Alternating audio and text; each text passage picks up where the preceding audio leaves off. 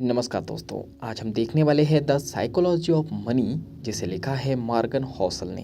तो चलिए शुरू करते हैं। चैप्टर नंबर 1, कोई भी मूर्ख नहीं है। मैं आपको एक ऐसी समस्या के बारे में बताना चाहता हूँ जो अक्सर अनदेखी रह जाती है। इसे समझने के बाद आप न केवल अपनी आर्थिक स्थिति को बेहतर तरीके से महसूस करेंगे, बल्कि दूसरों के पैसों के साथ अपने व्यवहार को भी अधिक स्पष्ट रूप से जान पाएंगे। अक्सर लोगों के पास धन तो होता है, लेकिन उससे जुड़ी समझ और अनुभव कमज़ोर होते हैं। लोग अपने पैसों के साथ कुछ बुनियादी और ज़रूरी काम तो करते हैं, लेकिन कोई भी इंसान यह दावा नहीं कर सकता है कि उसे इस विषय में पूरी जानकारी है। असली बात यह है कि हर इंसान का अनुभव उसकी पीढ़ी, परिस्थितियों और पालन पोषण पर आधारित होता है।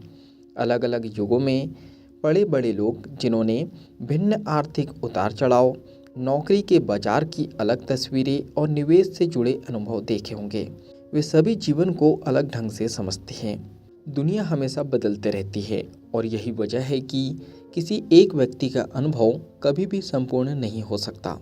आप केवल वही सीखते हैं जो आपने अपनी आंखों से देखा हो और अपने जीवन में महसूस किया हो। इसी वजह से चाहे कोई कितना भी बुद्धिमान क्यों ना हो, उसका दृष्टिकोण सीमित ही रहता है। वह अपने अनुभव के दायरे से बाहर निकलकर पूरे सच को नहीं देख पाता। मेरा खुद का जीवन भी इसका उदाहरण है। बचपन में मेरा परिवार बहुत संघर्षों से गुजरा। मैंने गरीबी को करीब से देखा, इसलिए मैंने मन में हमेशा संसाधनों को सुरक्षित रखने और बचाने की आदत बना रखी।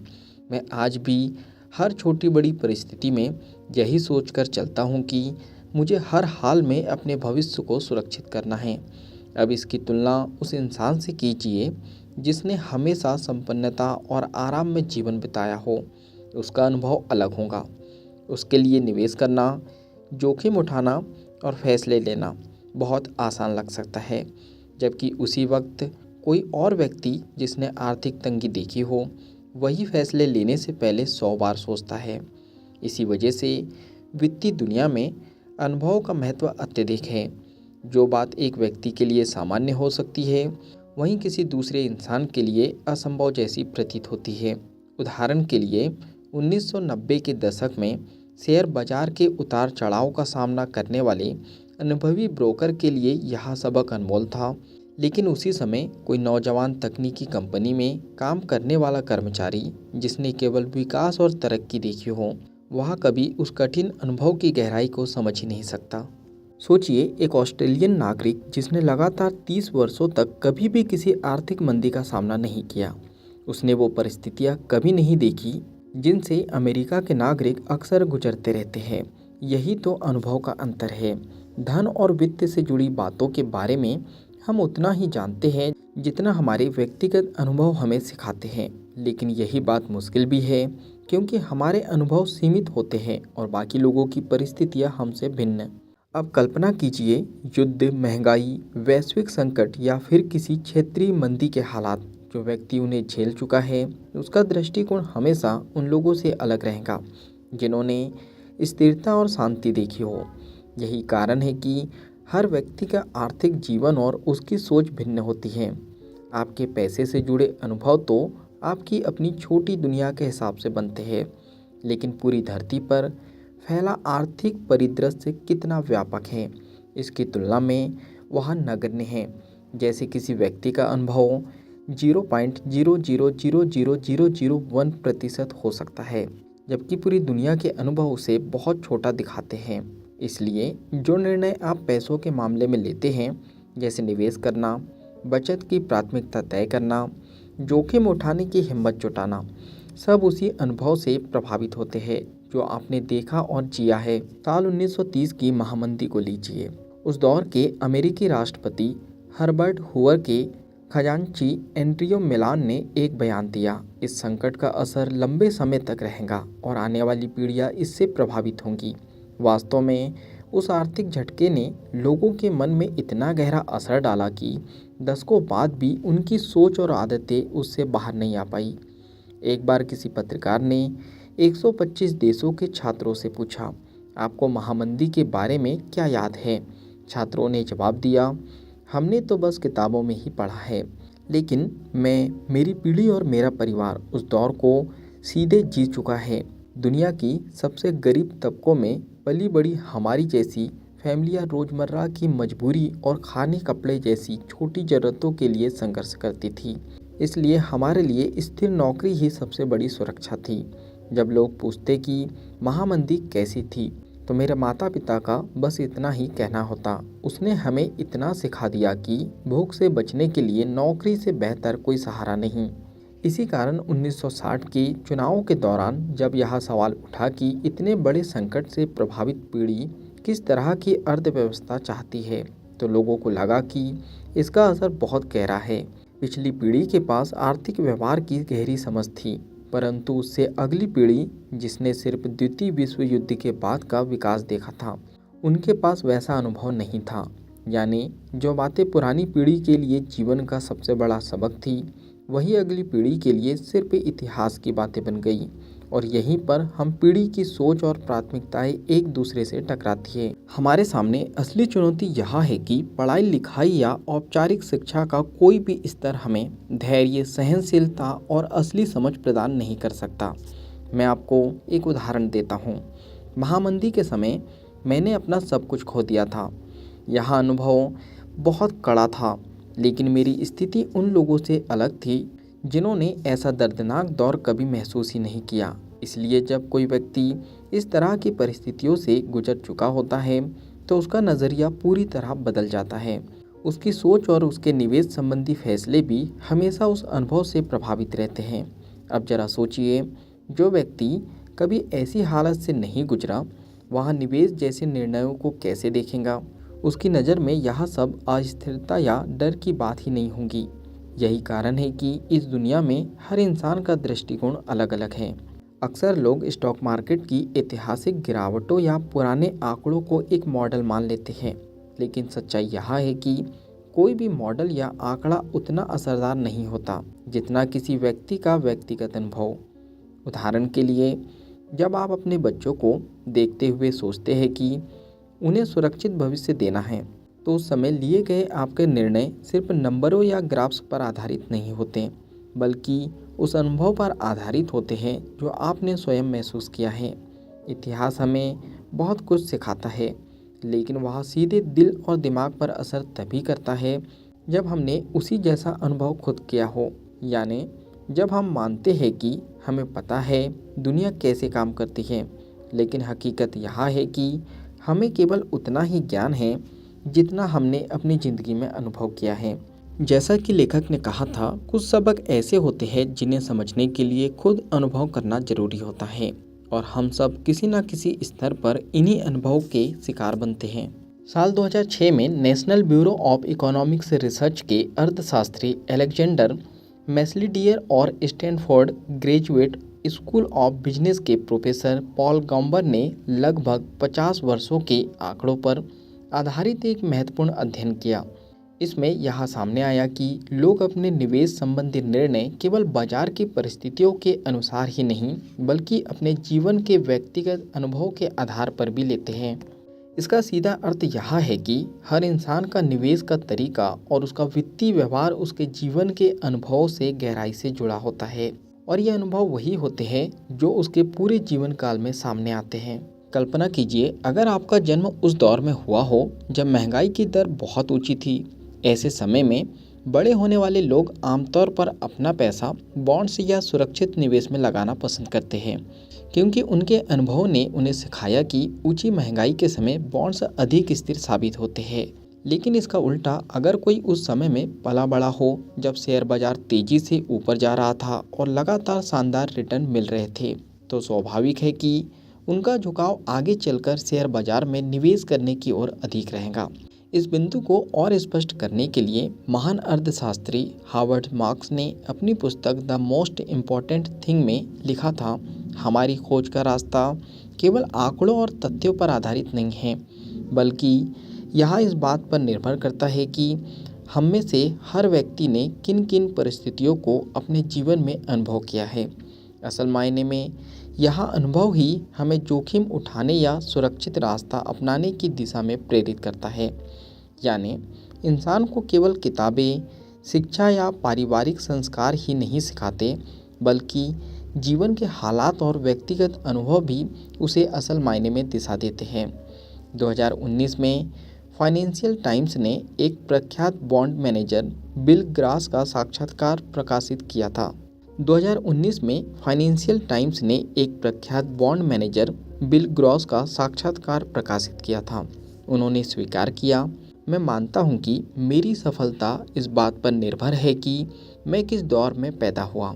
अगर मैं अपने पिता की पीढ़ी का हिस्सा होता जो महंगाई के उफान वाले समय में पले बड़े थे, तो शायद मेरा विश्वास बॉन्ड्स पर नहीं होता। लेकिन क्योंकि मेरी करियर की शुरुआत ऐसे समय में हुई जब ब्याज दर ऊंची थी और बॉन्ड्स सबसे सुरक्षित विकल्प समझे जाते थे, इसलिए मैं उसी दिशा में चल गया। यानी हम जिन परिस्थिति में पैदा होते हैं वही हमारे वित्तीय दृष्टिकोण और निवेश की पसंद को गहराई से प्रभावित करती हैं। धन संपत्ति और निवेश को लेकर लोगों के अनुभवों का फर्क छोटा नहीं है। दो अलग अलग पीढ़ियों के लोग भले ही साथ बैठकर बातचीत कर रहे हो, लेकिन उनके निवेश संबंधी अनुभव और दृष्टिकोण बिल्कुल भिन्न हो सकते हैं। मान लीजिए अगर आपका जन्म 1970 में हुआ तो आपकी किशोर अवस्था और युवा अवस्था ऐसे समय में बीती होंगी जब शेयर बाजार का इंडेक्स S&P 50 लगभग 10 गुना बढ़ चुका था। इस दौर के लोग शेयर बाजार की ताकत को अद्भुत मानते हैं। लेकिन अगर आपका जन्म 1950 में हुआ है तो आपका किशोर और युवा काल ऐसे समय में बीता होगा जब महंगाई और आर्थिक अस्थिरता सबसे अधिक थी। इस कारण उस समय बड़े बड़े लोग शेयर बाजार को उतना सुरक्षित विकल्प नहीं मानते थे। यानी महज जन्म का साल ही यह तय कर देता है कि किसी इंसान का दृष्टिकोण कैसा होगा। दो लोग जिनकी उम्र में सिर्फ 20 साल का फर्क है, उनकी नज़र में बाजार और निवेश के तरीकों को लेकर जमीन आसमान का अंतर हो सकता है, और यही फर्क उनकी पूरी जिंदगी भर उनके वित्तीय निर्णयों को प्रभावित करता है। अब बात करते हैं इस रोचक तथ्य की कि किसी व्यक्ति का जन्म किस दौर में हुआ, यह उसकी सोच और वित्तीय आदतों को कितनी गहराई से प्रभावित करता है। मान लीजिए आपका जन्म 1960 में अमेरिका में हुआ, जब आप किशोर और युवावस्था की दहलीज पर कदम रख रहे थे। उस समय मुद्रास्फीति यानी महंगाई अपने चरम पर थी। दाम तेजी से बढ़ रहे थे, यहाँ तक कि वस्तुओं और सेवाओं की कीमतें लगभग 3 गुना तक पहुँच गई थी। इसका असर यह हुआ कि उस दौर में बड़े होने वाले लोगों के लिए महंगाई और वेतन वृद्धि जीवन का बड़ा सबक बन गई। उनकी यादों में हमेशा यह दर्ज रहा कि तनख्वाह चाहे कितनी बढ़ जाए, खर्चे उससे कहीं ज़्यादा तेज़ी से बढ़ जाते हैं। यही कारण है कि 1960 में जन्म लेने वाली पीढ़ी के लिए मुद्रास्फीति किसी डरावने शब्द से कम नहीं रही। अब सोचिए अगर जन्म 1990 में हुआ हो, उस दौर में बड़े होते हुए आपकी किशोर अवस्था और युवा अवस्था ऐसे समय में गुजरी जब महंगाई बहुत कम थी, कीमतों में स्थिरता थी, यहाँ तक कि महंगाई इतनी नियंत्रित रही कि आपको शायद ही कभी इस पर गंभीर बातचीत करनी पड़ी हो। ऑथर हमें एक ग्राफ बताते हैं। इसमें दिखाया गया है कि जिन लोगों का जन्म 1950 में हुआ और जिनका 1970 में, उनकी युवा अवस्था में शेयर बाजार ने उनकी सोच को कैसे आकार दिया। 1970 में जन्म लेने वाले युवाओं ने अपने जीवन की शुरुआत ऐसे समय में की जब बाजार में तेजी थी, इसलिए उनके मन में निवेश और ग्रोथ को लेकर एक सकारात्मक सोच बनी। जबकि 1950 में जन्म लेने वाले युवाओं का अनुभव इससे बिल्कुल अलग रहा। अब ऑथर हमें दूसरे ग्राफ के बारे में बताते हैं। इसमें उन लोगों की तुलना की गई है जो 1960 में जन्मे और जो 1990 में। 1960 की पीढ़ी ने महंगाई की तेज लहर देखी, इसलिए इनके विचार हमेशा दामों की बढ़ोतरी और पैसों की गिरती कीमतों से जुड़े रहे।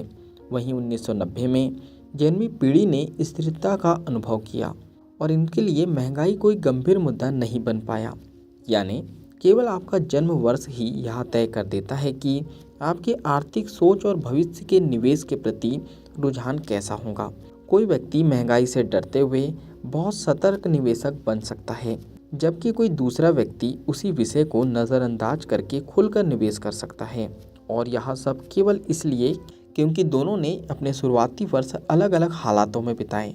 साल 2009 की बात है। उस समय अमेरिका में राष्ट्रीय स्तर पर बेरोजगारी का आंकड़ा लगभग 10% पर पहुंच गया था।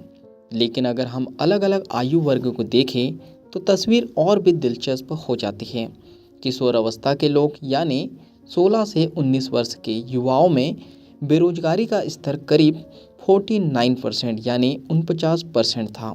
वहीं 45 वर्ष से ऊपर की उम्र की अफ्रीकी अमेरिकी महिलाएं जिन्होंने कॉलेज पूरा कर लिया था, उनके लिए यह दर मात्र 4% थी। यानी हालात सभी के लिए एक जैसे नहीं थे। उम्र, अनुभव और पृष्ठभूमि के आधार पर बेरोजगारी की मार अलग अलग रूप में महसूस की गई। अब जरा नज़र डालते हैं इतिहास पर। जर्मनी और जापान में दूसरे विश्व युद्ध के दौरान वहाँ के स्थानीय स्टॉक मार्केट पूरी तरह ध्वस्त हो गए थे। लेकिन अमेरिका की अर्थव्यवस्था ने उस दौर को अपेक्षाकृत आसानी से पार किया। वहाँ हालात ऐसे थे कि देश के नागरिक रोज़मर्रा की ज़रूरतें पूरी करने के लिए 1000 कैलोरी की खपत पर भी गुजारा करने को मजबूर थे। वहीं अमेरिका में 1941 से 1945 के बीच युद्ध के सालों में अर्थव्यवस्था तेजी से बढ़ी और शेयर बाजार में भी लगातार स्थिरता बनी रही। दरअसल अलग अलग देशों और पीढ़ियों के अनुभव हमेशा एक जैसे नहीं होते। धन संपत्ति, बाजार, रोजगार या महंगाई, हर जगह इंसानों ने अपने अपने हालात के हिसाब से अलग अलग सबक सीखे हैं। यही वजह है कि कोई भी एक निश्चित पैटर्न या फॉर्मूला हमेशा सही नहीं ठहराया जा सकता। किसी भी व्यक्ति को यह भ्रम नहीं पालना चाहिए कि जो अनुभव उन्हें मिला है वही पूरी दुनिया का सच है। मनुष्य की सोच में क्या अमूल्य है और क्या बेकार, इसका निर्धारण उसके हालात और भविष्य की उम्मीदों से होता है। इसलिए आगे बढ़ने का सबसे सही रास्ता यही है कि इंसान एक दूसरे के अनुभवों से सीखने की कोशिश करे, बजाय इससे कि सिर्फ अपनी सीमित समझ को ही सर्वोपरि मान ले। यह सच है कि अलग अलग जगहों और अलग अलग समय में अर्थव्यवस्थाएं अलग तरीके से विकसित होती है। लेकिन जब लोग एक दूसरे के अनुभवों को समझना शुरू करते हैं, तभी इंसानियत एक साझा रास्ता तलाश पाती है। कुछ साल पहले न्यूयॉर्क टाइम्स में महान लेखक वॉल्टर बेजहॉट के विचारों पर एक रिपोर्ट प्रकाशित हुई थी। उन्होंने कहा था, अर्थव्यवस्था का असली संकट यह नहीं कि परिस्थितियाँ कितनी कठिन हैं, बल्कि यह है कि आम लोग उन परिस्थितियों को कैसे समझते और प्रतिक्रिया देते हैं। यानी असली चुनौती स्थिति नहीं है, बल्कि यह है कि लोग उस स्थिति को किस नज़र से देखते हैं। काम शुरू करने से पहले मेरी आंटी का पेशा क्या था? वह एक वेश्या थी। उस पुराने दौर की जीवन शैली की तुलना अगर हम आधुनिक समय के स्वेट शॉप यानी परिश्रम कराने वाली कार्यशाला से करें तो मेरे विचार से वैश्यालय कहीं बेहतर था। मैं यह जानता हूँ कि मेरी आंटी को कुछ सिक्कों के लिए अपने शरीर को शोषित कराने के बजाय किसी डॉक्टरी दवा की दुकान या हॉस्पिटल में हल्के काम मिल जाते तो शायद वह अधिक प्रसन्न रहती। असल में हमारी कठिनाई यह है कि हम अपनी पारंपरिक संरचना से नाखुश रहते हैं।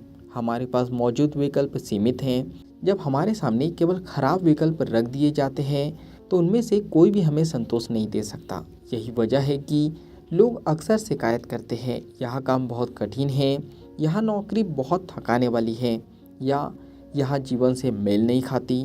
लेकिन असल सवाल यह है कि क्या बेहतर विकल्प मौजूद है, और जब नहीं है तो लोग मजबूर होकर उन्हीं परिस्थितियों को चुनते हैं।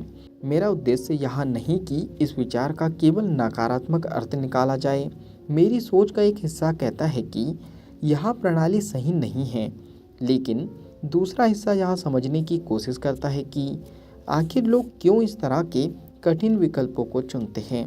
जब दो या उससे अधिक लोग मिलकर कोई फैसला करते हैं तो उस वक्त उनके पास उपलब्ध जानकारी उनके निर्णयों को प्रभावित करती है। उस समय वे अपने अनुभवों को जोड़ते हैं, अपने दिमागी मॉडल में डालते हैं और वहीं से समाधान निकालते हैं। यानी निर्णय प्रक्रिया हमेशा उस पल की परिस्थिति, अनुभव और सीमित समझ से तय होती है। अगर हम शेयर बाजार या वित्तीय व्यापार की बात करें तो वहाँ भी यही पैटर्न देखने को मिलता है। कोई भी व्यक्ति सोचता है कि उसके पास पर्याप्त ज्ञान है, लेकिन सच यह है कि किसी भी निवेशक के पास कभी भी संपूर्ण जानकारी नहीं होती। इसलिए अक्सर लोग गलत दिशा में चले जाते हैं। क्योंकि वे अपनी अधूरी जानकारी को ही पूरी सच्चाई मान लेते हैं। गणितीय भाषा में इसे कहा जाता है आपकी जानकारी सीमित है।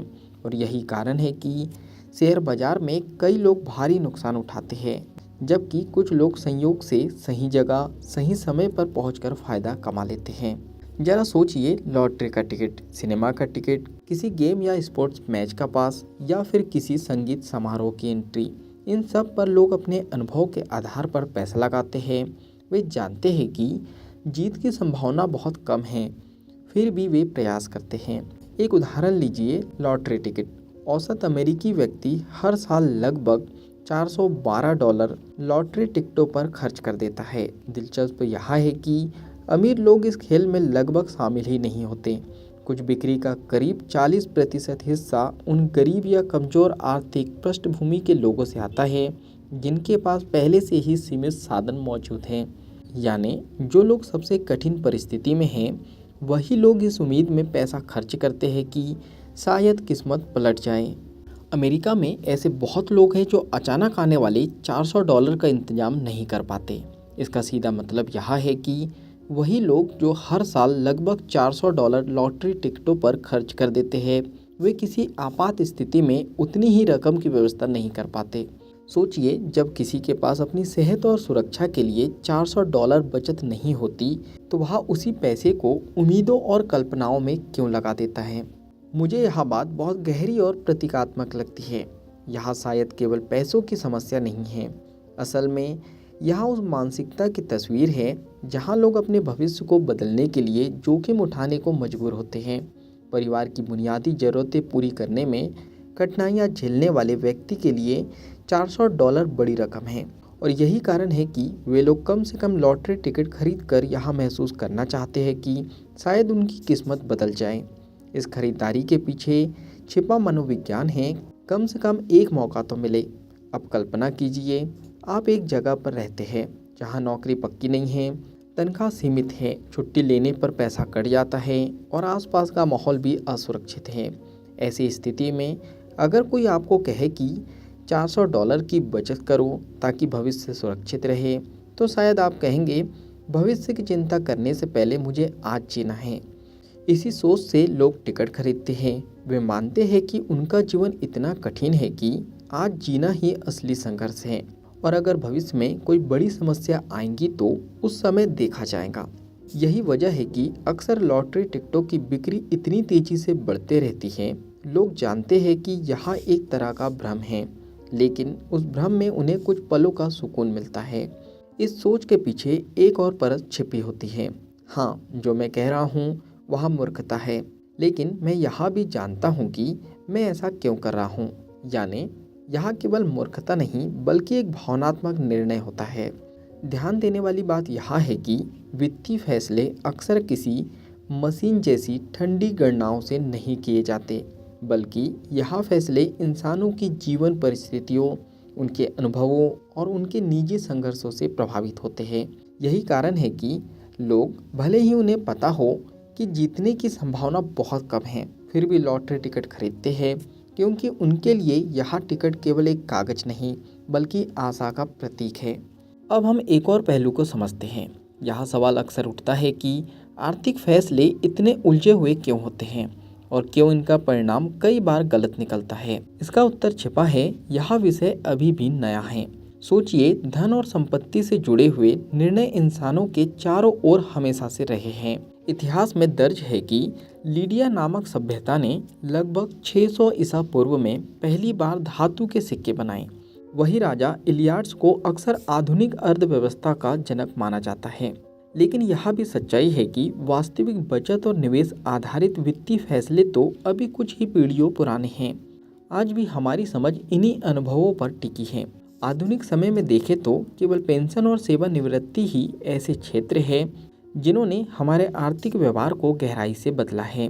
उदाहरण के लिए 2018 के अंत तक संयुक्त राज्य अमेरिका में पेंशन संबंधी वचनबद्धताओं की कुल राशि लगभग $27 ट्रिलियन थी।